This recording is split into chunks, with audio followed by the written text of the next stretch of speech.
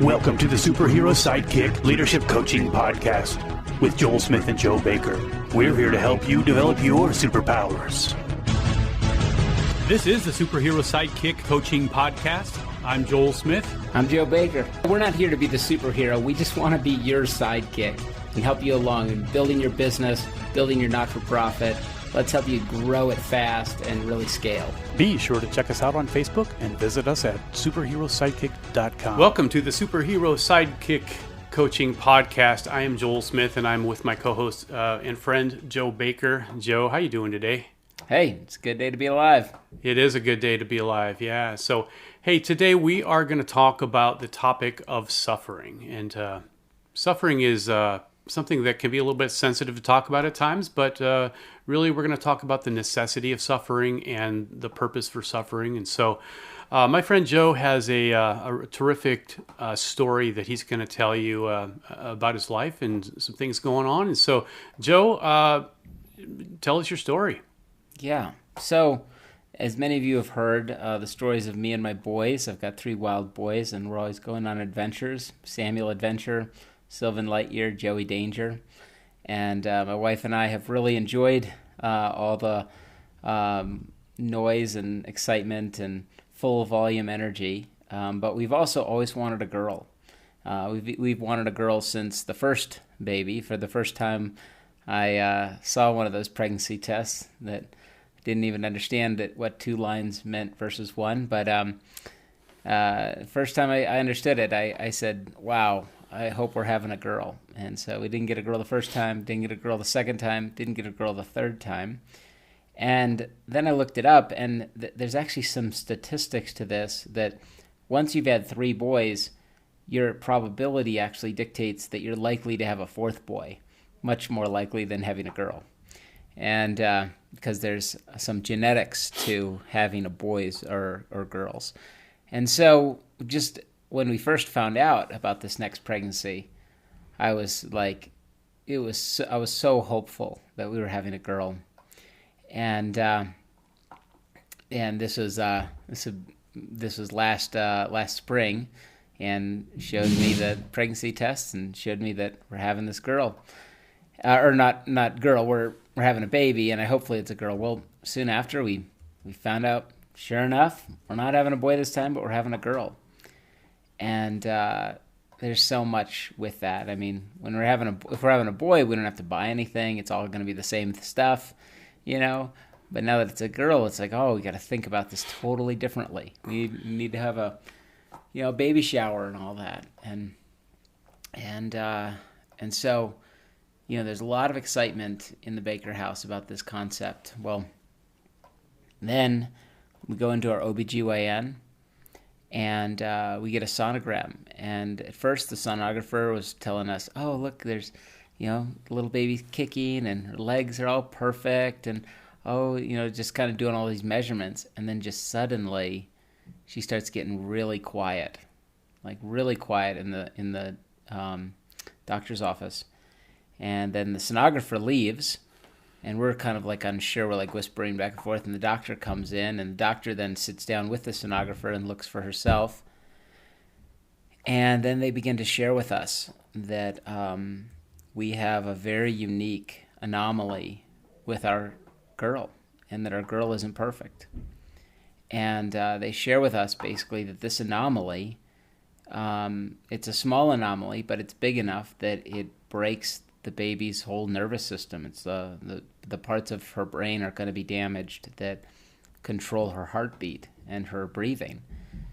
And the doctor begins to share with us that we're going to have a girl that is going to die. And our baby, basically the doctor says that, your baby might live for a few minutes, might live for a few hours, maybe even a precious day, but there's no way your baby can live outside the womb. And let me tell you that's one of the hardest things to hear in the world. It's one of the best things that we could ever hear is that we're having a girl. And by far the worst thing that we could ever hear is that we're going to lose her, And it was a dark place to fall into. At first we just scratched the ground for hope. We read every article we could. We continually asked doctors and went to more than one doctor trying to find something experimental. Is there something we could do? But everyone told us the exact same thing. They said as soon as your baby disconnects from the umbilical cord and the placenta, she can't live on her own. And that is very difficult to hear for us. And so we we kind of fell into this place of depression and sadness. And I remember just thinking at the time, like, man, I hope that Anne just miscarries this baby. I remember even just praying that God would miscarry our baby, because I couldn't imagine another 9 months, or at that time 7 months of this heartache that we felt. Just let it be over with. And yet, it's like, when it comes to suffering something that, like, you have to bear, and you have to bear through it, and you have to find a way to find the joy in it. And it was out of some conversations like that Anne came to me with this map of the United States. And she had circled all of her favorite places, and she marked them out. And she came to me and she said, "Joe, I want to take Ember to all of these places."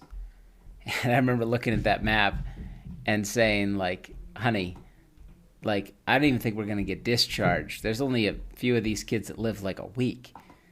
And she's like, "No, Joe, we're going to go to all these places between now and November." And I was like, oh, okay, I see what we're doing here. And so Anne actually began to put together what I ended up calling the Ember Tour, and to travel to all these places, and even, like, begin to write out, like, a bucket list, which made me start thinking of Ember, our daughter, as being on this, our bucket list baby. And so we start having all these experiences with her. We start talking about her all the time. We start celebrating her life on a regular basis. And then we decided to start making artwork for her, and for her delivery room, to make it beautiful, which was really originally just an idea to get my boys involved. But it in the end, it just made us actually really almost feel like we got to know her and feel like we love her, and we do love her. And now we're still 3 weeks away from our delivery, and November 3rd, and now neither Anne nor I want that to even come. We don't want it to come. We don't want her to come, because when she comes, that's when we start to lose her. And it's we're still just processing it where we're at, but I will tell you, we found joy along the way. We found joy in the time and going to all these places with our daughter. And we found hope, which is something we wanted so bad. We found hope in the facts that we begin to really have a perspective that God gave us this little one, and we're so glad He did. And it's just for a short time. But really, our little blonde girl, is how I imagine her, will one day, climb the mountains in the New World with us, and because we have this, heavenly and eternal perspective, we really can see and envision our life with our daughter. And all of that became possible because we decided to stay in the suffering and find a way through it, find a pathway of joy through it. And so this is the story of suffering that I am still in the middle of, Joel. Wow. Geez, I've heard you tell me and talk to me about this. Of course, you shared with me a little bit early on, and it's still a great story every time I hear what you have to say. It's a heartbreaking story, but it's also a story of hope. And I have to commend you and Anne both for really persevering, but it's not just persevering through suffering. It's having an understanding of the suffering and a worldview that helps to make a little bit of sense of it. When we don't have a worldview that values life, every life, regardless how long it lasts, or quality of life or anything, when we have a worldview that doesn't value that, there is no hope. There's no way to think other than just suffering is suffering, and it's horrible, and it's we're just victims. But I think it's great that the two of you have really, and it's because of your worldview. It's because you have a theistic worldview that you understand the value of life, that you're able to push through that. So you and your wife are making a great impression on your boys too. I can see it, just not only through Ember, but just the way that you live your life, the way that you value their lives, and you take them on adventures every weekend. And so I know you've been taking Ember on adventures every weekend as well. So, but I can't say enough, of the way that you guys have handled this, and in the midst of suffering. Would you say that your perspective has really softened maybe some of the suffering, or maybe not softened the suffering, but layered joy on top of it? Is that a better way to put it? Yeah, well, I think it's we found life going through it. Mm-hmm. I feel like Ember actually came alive in the process. Like, it felt like she died when we first got this news, and yet she hadn't died. And that's what we discovered, is that we could actually be very present, Mm-hmm. and we can be very intentional, and we could fall in love like we have with all of our kids, Mm-hmm. with our daughter who is unborn, but she's still beautiful. She's still made in the image of God. She still has infinite worth, and we gained an eternal perspective where, we got to create this little being that will live forever. And even though we don't get to enjoy her life here on earth like we have our other boys, we really still have a daughter, and that now our family is no longer a family of five, or a family of six, and will forever be a family of six. Mm-hmm.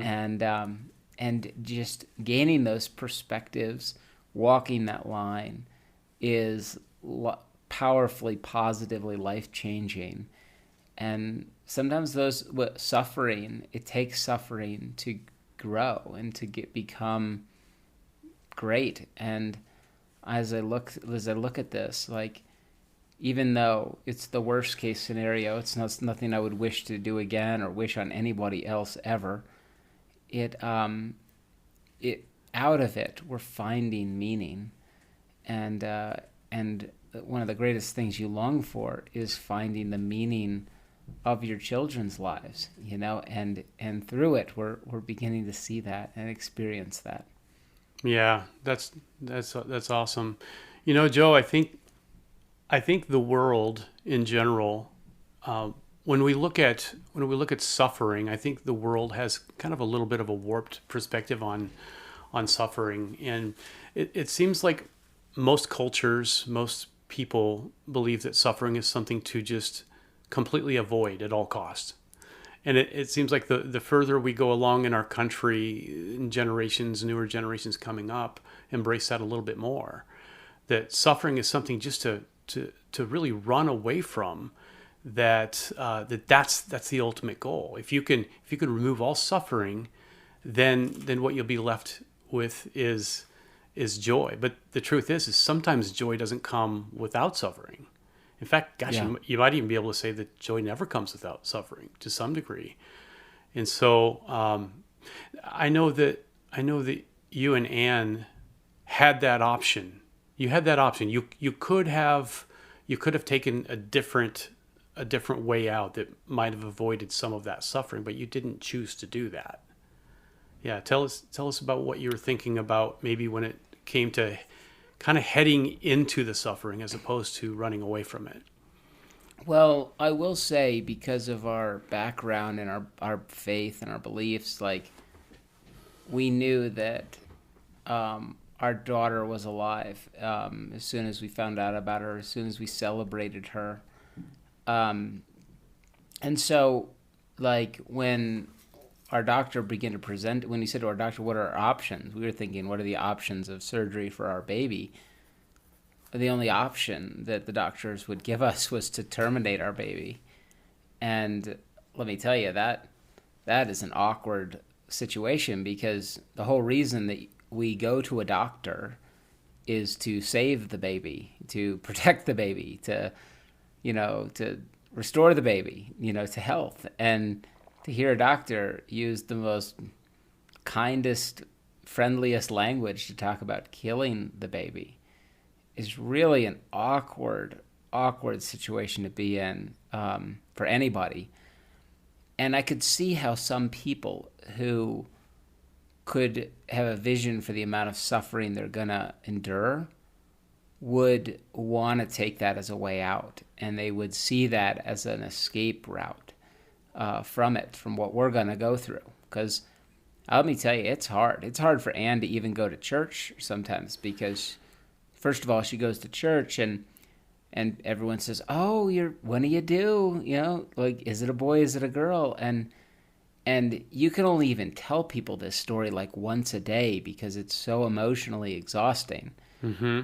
But then you tell them, and they try to like provide this kind of like, I call it kind of like cheap hope sometimes, where they give you like, well, we're gonna pray every day and I'm gonna walk in faith that you're gonna have a beautiful baby and a beautiful baby girl at the end of this. And it's really, some of that's really hard to bear too, because it's, when you really understand medically what's going on, it's a little bit like praying for wings.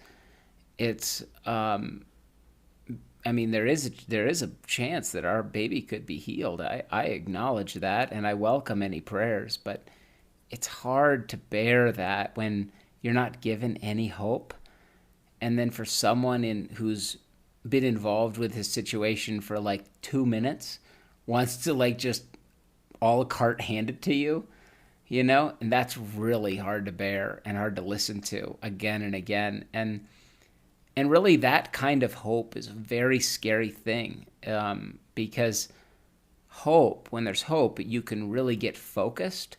And when you get focused, you can really not be present. And when at first, we were just searching for that hope everywhere we could. Like, we looked everywhere we could find it. And then once we realized that there isn't that kind of hope available, we really need to just be present. And when we became present, that's when we really felt like we fell in love with our daughter, mm-hmm. and got to know her. And it's out of that we really have our life change. And so my point is that, anyone about to go through this is going to like face a lot of suffering. And when a doctor offers you a way out, a lot of people are going to say, okay, we can just terminate this pregnancy. The baby's going to die anyway. But what happens is when you do that, a couple things happen. One is that now you have to live with the pain of taking the life of your daughter, which is not a natural or normal thing. And secondly, you still have to live with the same loss that we have to live with, but now you're doing it alone.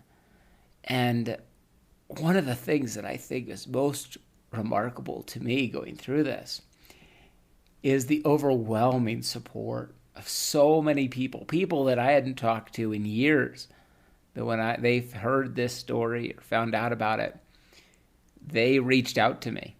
And you just discover who your friends are, the ones that really reach out to you and follow up with you and want to talk with you and support you, and all of these people entering our life really revealed to us, like, Ember is not just ours. We share her, and she's impacting all these other people. And if you terminate the pregnancy to movide the suffering, you end up still suffering. You just end up doing it alone as a secret. I think when people terminate their pregnancy, they certainly don't. They tell the brothers and sisters and tell what happened. It just creates this difficult kind of lie that a person still has to live with. Whereas really going through the suffering and working through it really just is a cleansing and purifying process. And in the end of it, I would say we have this eternal perspective, which actually just helps us and has deepened our faith in so many ways. Oh, that's great. You know, Joe, as you're talking, it also reminds me about how, how a faith in God, a genuine faith in God, gives us a glad heart. It gives us glad hearts. It helps us to appreciate what we have, and it helps us to understand that we're just not entitled. We're not entitled to anything, and everything that God gives us is a gift. And I think, I spent nearly half of my life not as a believer, and I go back to my old self, and I was pretty entitled. I didn't want to suffer, and there's no way I would have done what you would have done. And most people, I think, would look at what they're missing out on, how they're getting the short end of the stick, how, why don't we get to have our daughter the way other people get to have their daughters? And so it's easy to feel entitled and to feel kind of gypped in the midst of these kind of circumstances. And I would say that people that think like that miss so much joy. They miss so much glory. You guys are having your family has been having so many great experiences, not because you're cursing God, blaming him for taking this child away from you, but you're looking at God and saying, thank you for the gift that you have given us. Even if it's for a short while, it's still a gift. And when we think that way, and when we look at what we have and what God does for us as gifts rather than entitlements, that's really the only way we can be free and joyful. And that's what I see with you. I saw, you had some struggles early on, and then you were freed. You were freed from it, and it's obvious because you're not ashamed of it. You're not backing away from it. You're not shying away. You're telling the world about it, and I think that's great. I think that's great. And also, Joe, the other thing that I think is commendable too is that I know that you and Ann have been warriors for the sanctity of life, and some people talk and say a lot of things, but it's different to back it up by proof, to show that you are who you say you are, and you believe, you believe what you say you are as well. And so I think that's commendable. So thank you. Yeah. And like the perspective I have now of my relationship with Christ going through this was a journey of mine. Like at first, there was a lot of struggle. There was a lot of struggle with how God could allow this to happen to us. Mm-hmm. It felt like He gave us something and then just took it away, and you really are faced to reckon your faith and really deeply evaluate your faith. And it's so easy to have a very simple perspective where you're like, if God loves me and He's all powerful, why would He do this to us? Like that is a deep and profound question that, you could really labor over. And what we found going through this, the way that we have related and found Christ going through this, is that He's sad with us, that He's deeply sad with us, and that even though He is the maker, the world is not the world that He intended. This is not the world that He had in mind when He created Adam and Eve. Like the world is broken and full of death and sickness and sin, and on this side of heaven, there's a lot of still pain and suffering, and even Jesus had to come and endure that suffering, and so we can relate with Him in that, and relate with Him that He bore the suffering too, and there's just a deeper perspective, and I would say there was some earthquakes in my theology and my thinking that honestly have now taken me to a place of like much more clarity of faith, because I wrestled through them. And so I think when you're faced with things like that, to not be afraid of the questions and the journey that it's going to take. And yeah, I mean, it's important that we wrestle with God and that we find a clear perspective and a way through it. But I do believe God is sad. Joel, do you know the first thing that that God said to Eve after she had sinned? Do you remember what it was in the Bible? No. I mean, It's okay. I could guess, but yeah. Because just going through this and seeing the broken world in this new way, I now see the Bible in a different way, and see the God story in a different way. And what God said to Eve is, He said, "Do you have any idea what you've just done?" Mm. And you can almost feel the pain in His voice, in that statement that now the world is very broken. It's going to be different. And the next story in the narrative is Eve's son, beautiful son Cain, killing his younger brother Abel, the two people that Eve loved the most, probably, and that is the next story that we learn about. And imagine the questions that she would ask God. How did you allow this to happen to us, to our family? And that's what God was saying when He said, "Do you have any idea what you've just done? Everything I've created you for is now broke." And he has to unleash this plan that takes 4,000 years and the death of His own son to redeem the world, but the world is still broke, and we still get born into that world. Yeah. And gaining that new perspective is so important. It's one of the greatest pieces that you will get if you suffer well. If you suffer, you will find a new perspective. You will find a God perspective, and it will make you more holy, and it will make you a better father. It'll make you a better husband, and it'll make you a better leader. Yeah, no doubt. No doubt. Yeah, suffering is absolutely necessary. In fact, you really can't grow at all without any kind of suffering, whether it's intellectually. There's some sacrifice to make, to study hard and to work hard and to learn and ask questions. There's suffering that comes along, and difficulties in being physically healthy. You got to work out, you got to lift weights, you got to run, and you got to tear muscles to build them back up. There's suffering for everything that we do. To have a loving family takes work, because as you were just describing, Eve blew it, and we're all under that curse. And so if anybody that's got kids knows that they're not born righteous. They're born with a very sinful nature, and the only way they're going to overcome that is with suffering. It's suffering on all parts.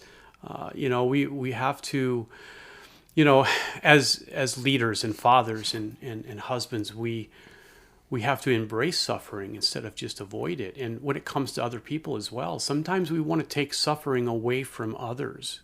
And it seems like a very loving thing to do, to really try to keep everyone from suffering the best you can. And of course, you and I, Joe, studying and a lot of people that are listening study leadership, and we understand that there are people pleasers, and some of us are people pleasers, and we want people to be pleased. We want people to be well. We want people to avoid suffering, and sometimes we really harm people when that happens as well.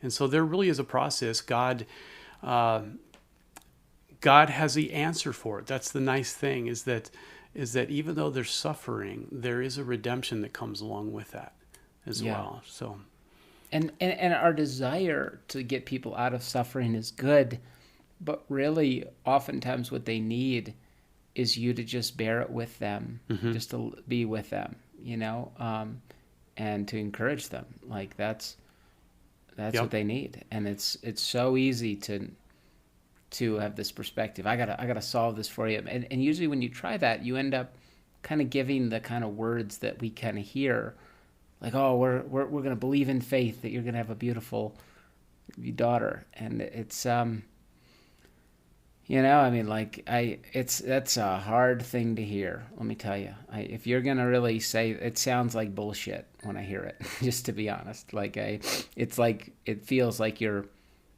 praying for that, like a kid with no arms will grow arms or something. Like, it feels so wild, and I accept that people do have that kind of faith, but usually the people that are saying it, I haven't seen them live that kind of faith, and so it's hard to hear it. It's hard to take it, and I just encourage going forward as I get in this situation where I'm going to deal with people who are suffering. I want to have be really in touch with the Spirit to know what to do, but I want to be very slow to help give them any way out of it. Especially when I've only been involved in it for 3 minutes. Yeah, yeah.